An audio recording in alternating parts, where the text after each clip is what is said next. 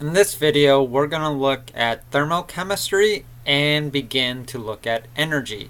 And we're going to start with some definitions of thermochemistry. The first is an exothermic reaction. An exothermic means that heat is releasing into the environment. The way I remember this, if you look at the word exo, it's like the word exit. So heat is exiting your body or your system. Examples of an exothermic reaction are hot hand warmers and noodles that can heat up themselves. We are just mixing two compounds together. In both cases, getting a solid. This reaction is exothermic, releasing heat into the world. The opposite of that is endothermic. Look at the word endo, in. The heat's coming inside you. So we're taking heat from the environment, putting it in ourselves. Melting and sweat are two good examples of that. Alright, so let's talk about energy now. Energy is simply the capacity to do work, and work is a force acting over a distance.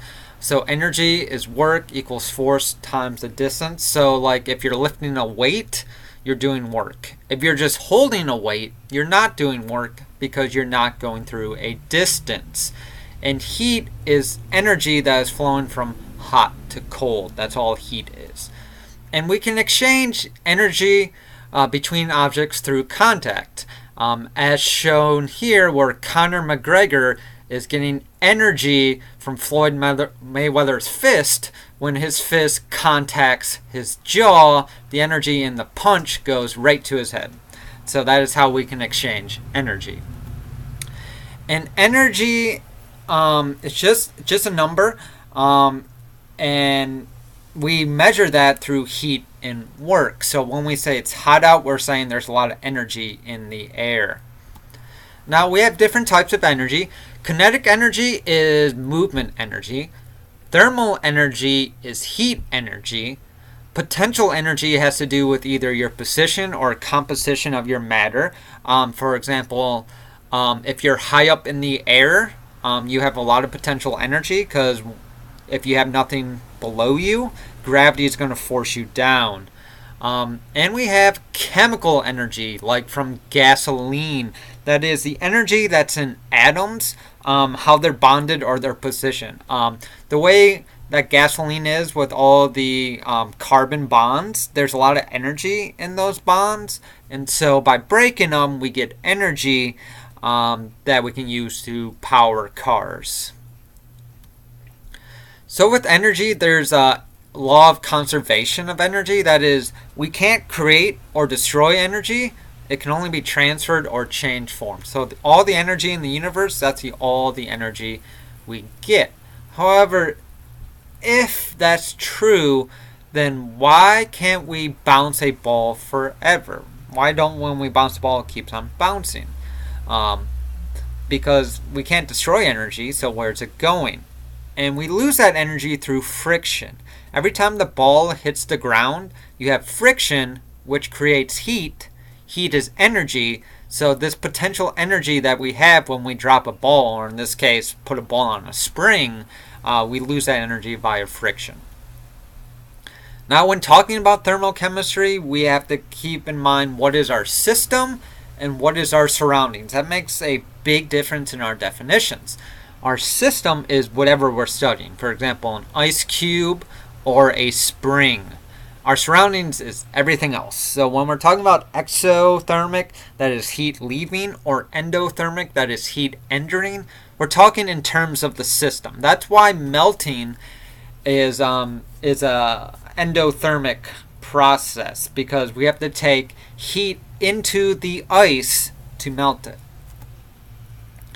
Now with the energy, law of conservation of energy, when we look at the system and the surroundings, if we have some kind of reaction, then the amount of energy can't change. So for example, here we see that energy before and after of our system goes down, so the surrounding has to go up by the same amount. And so just so we're on the same page, I have a question here. Is this energy change endothermic or exothermic? And the answer is that it's exothermic. So look at our energy before energy transfer of our system and after. It goes down, therefore energy left us, therefore it's exothermic. When we talk about energy, we have to talk about the units of energy. So if we want to measure kinetic energy, it's 1/2 mass times velocity squared. When we do 1/2 mass times velocity squared, we have to be very careful of our units. Our mass has to be in kilograms, and our velocity has to be in meters per second, because when we do that, we get a unit that looks like this, kilograms meters squared second squared, which we call the joule. So our joule is our energy of unit that we're most likely to use, and it's kilograms meters squared second squared. So here's a question just to make sure you're still paying attention and to test your ability. So if I have a car, how much kinetic energy does my car have if it weighs 1.437 times 10 to the 6 grams traveling at 120 kilometers per hour? Pause the video, try to figure that out. Alright, let's take a look at this. We start with our weight. We want to convert this to kilograms because remember, we want to be in joules. That's what our answer is. So 1,000 grams in a kilogram. I hope we all know that by now. And we get 1.437 times 10 to the third kilograms. And we have to convert kilometers per hour to meters per second. So 120 kilometers per hour, 1 hour, 60 minutes, 1 minute, 60 seconds. Look at our unit. We're in kilometers per second now. And there are, sorry, I did that a little backwards. 1 kilometer is 1,000 meters. And we get 33.333 meters per second. We have a weight in kilograms, a velocity in meters per second. Now we can just plug it into our kinetic energy equation and get our kinetic energy in joules now, which is 7.98 times 10 to the 5 joules. Now, the joule is the most common unit of energy, but over here in America, we have different ones. For example, the calorie you probably know about. So when we talk about food energy, we're actually talking about the kilocalorie, 1,000 calories.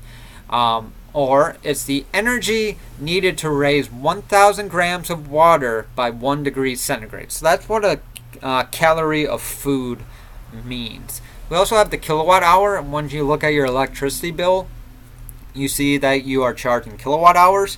And we have ways to go from kilowatt hour to joule or calories to joules. It's not a problem.